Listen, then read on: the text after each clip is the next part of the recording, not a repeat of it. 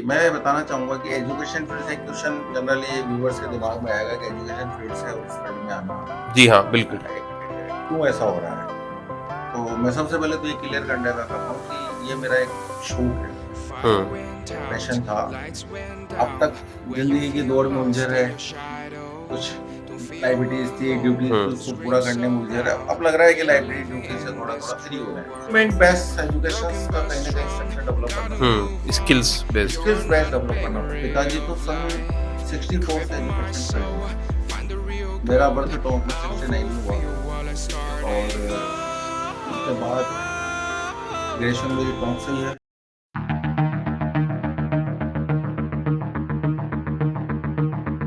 आज हम मौजूद हैं कमलेश जी सिंगोदिया सर के स्टूडियो में और आज उनके स्टूडियो में इस पहली वीडियो के साथ हम उनके बारे में, उनकी जर्नी के बारे में, उनकी लाइफ के बारे में, जो एजुकेशन में आज उनका नाम है राजस्थान के लेवल पे, चाहे वो कॉलेजेस हों, चाहे स्कूल हों, उनकी मेहनत जो रही इसके बारे में जानकारी करेंगे। सर आपका बहुत-बहुत स्वागत है आप ही के स्टूडियो में। Thank you. इस एपिसोड में मैं जानना चाहूँगा कि इतने सालों की जो आपकी जर्नी रही उसकी क्या प्रोग्रेशन रहा कि आपके फादर के टाइम से आप इस बिज़नेस में हैं या एजुकेशन में हैं? देखिए, पिताजी तो सन 64 से एजुकेशन फील्ड में है। मेरा बर्थ टॉप में 69 में हुआ ओके। और उसके बाद ग्रेजुएशन मेरी टोंक से ही है, हाँ, पीजी कॉलेज से। पीजी कॉलेज से, गवर्नमेंट कॉलेज। एजुकेशन पूरी टोंक से ही रही। उसके बाद कर्मभूमि भी टोंक में ही रही।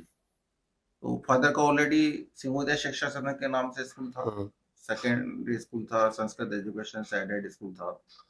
फादर उसको रन करते थे। मैंने 92 में सेपरेट मदरलैंड एजुकेशन सोसाइटी का एक गठन करके ओके। फादर के संरक्षण में उनके आशीर्वाद से मदरलैंड चिल्ड्रंस एकेडमी की स्थापना की 1992 में।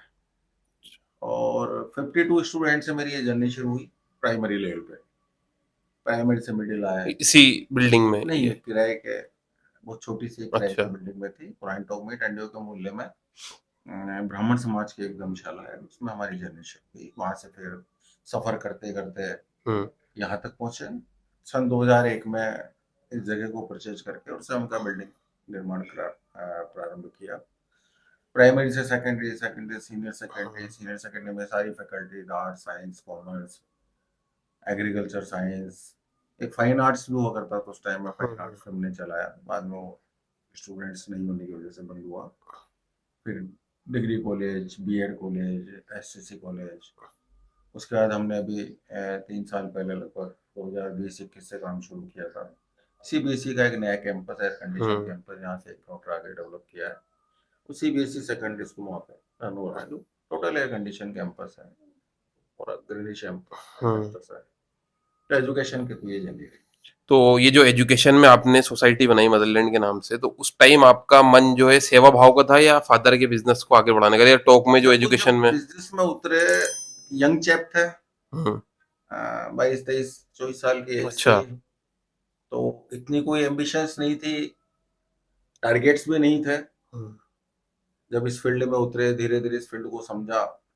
फादर का पूरा प्रोटेक्शन था, डायरेक्शन था, हुँ, सपोर्ट था, बड़े ब्रदर का सपोर्ट था।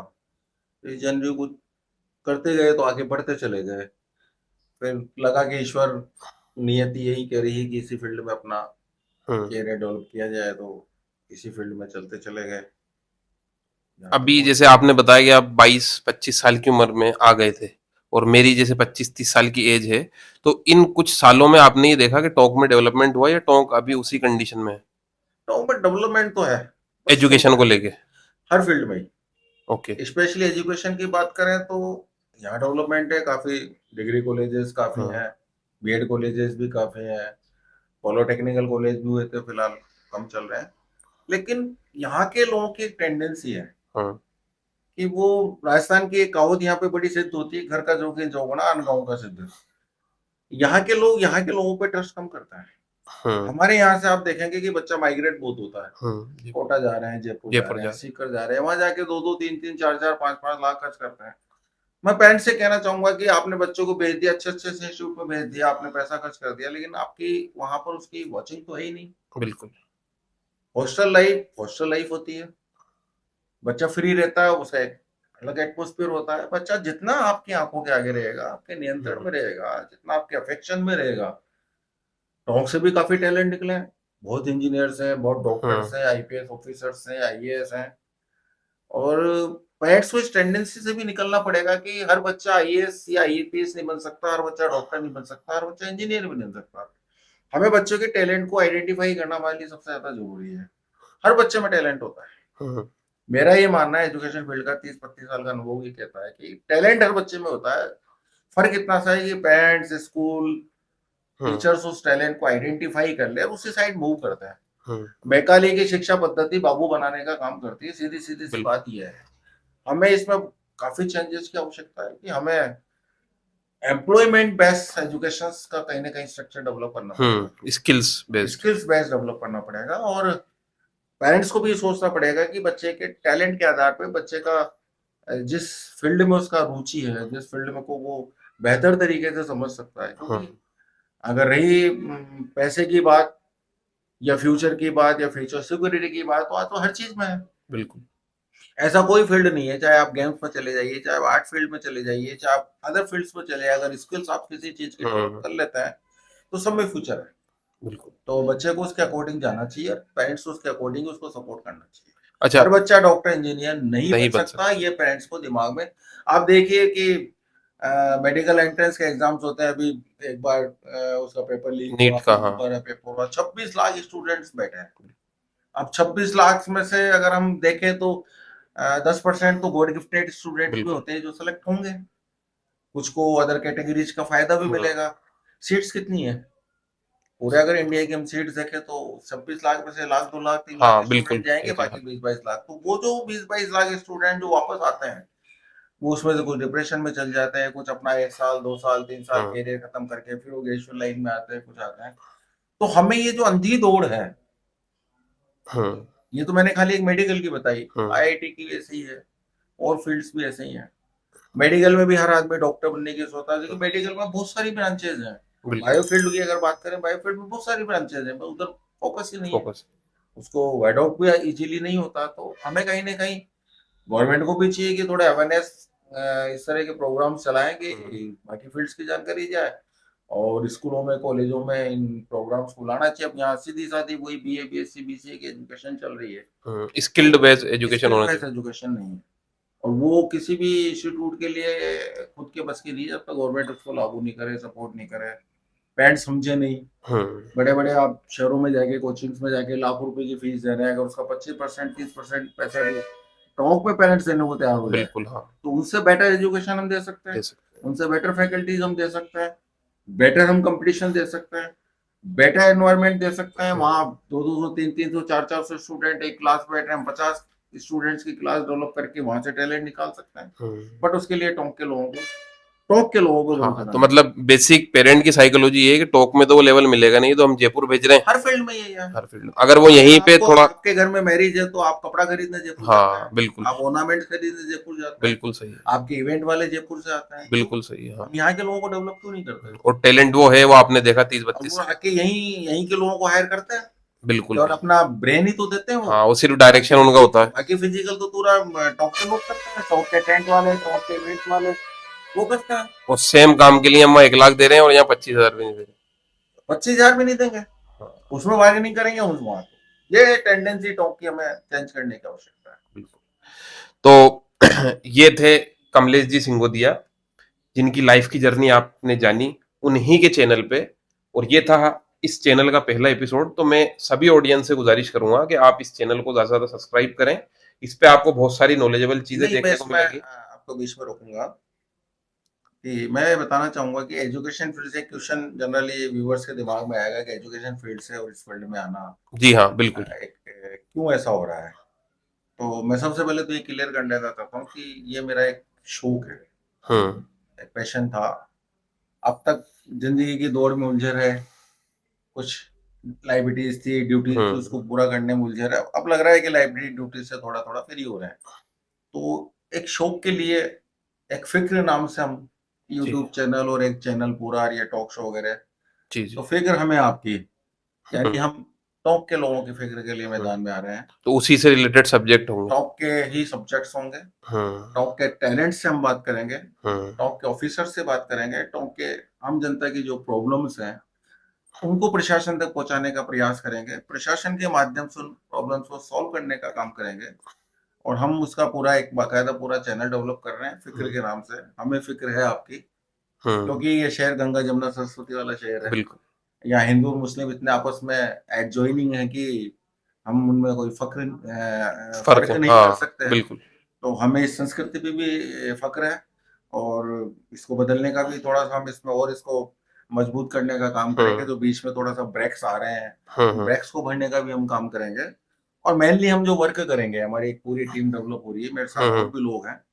मेन जो काम करेंगे कि हम पहले टोंक शहर की समस्याओं के बारे में, टोंक शहर की क्या रिक्वायरमेंट्स है, हम्म कैसे हम उन्हें सोल्व किया जा सकता है, इस शहर को कैसे डेवलप किया जा सकता है। और शहर के जितने भी टैलेंट्स हैं, चाहे वो इंडस्ट्रियल एरिया के टैलेंट्स के लोग हों, एजुकेशन के टैलेंट हो, चाहे वो प्रशासनिक स्तर के हों, चाहे वो छोटा व्यापारी हो, क्योंकि हम्म, छोटा व्यापारी भी कई लोगों को एम्प्लॉय करने का बिल्कुल काम करता है। तो हम उस पर वर्क करेंगे। और हमारा ये प्रयास रहेगा कि हम सेतु का काम करें प्रशासन के हम्म पब्लिक के बीच में। गैप जो है उसको और खत्म।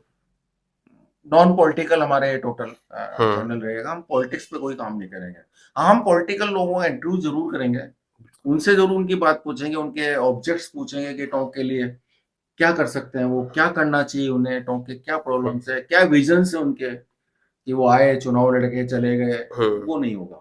भाई आप कोई शहर को, अगर इस शहर ने आपको अगर सीट्स दी है, आपको एमएलए बनाया है, MLA, एमपी बनाया है, आपको चेयरमैन बनाया है, आपको प्रधान बनाया है, या आपको सीआरडीआर बनाया है जिले ने, या आपको पार्षद बनाया है, तो आपकी क्या आपकी जिम्मेदारी लाइबिलिटीज लाइफ। बनती है। आप बिल्कुल। उस एरिया के लिए, उन लोगों के लिए, उस पब्लिक के लिए आप क्या काम कर सकते हैं।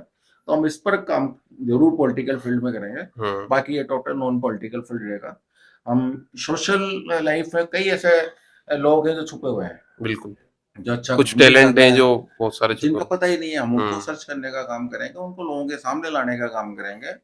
और सबसे बड़ी बात है कि ये एक मीडिया का एक पार्ट भी होगा, हम्म बट मीडिया का पार्ट होगा विद सोशल इश्यूज। वर्किंग के साथ, हाँ हाँ सोशल इश्यूज के साथ, नो प्रॉफिट नो लॉस के साथ।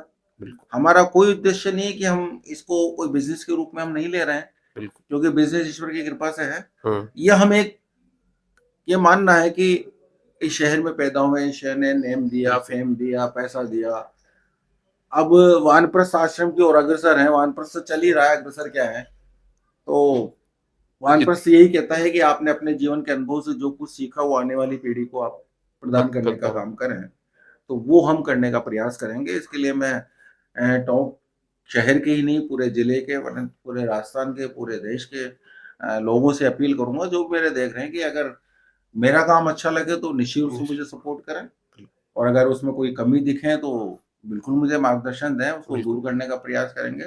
कुछ इश्यूज अगर आप लोगों के पास आते हैं जो आप नहीं उठा सकते हैं, हम्म तो आप हमें दीजिए। मेरे पर्सनल नंबर भी आपको इस चैनल पे मिलेंगे। बिल्कुल हमारी इसकी पूरी ब्रॉडकास्टिंग का हम पूरा एक सिस्टम डेवलप करेंगे, बहुत जल्दी सब लोगों के सामने आएगा।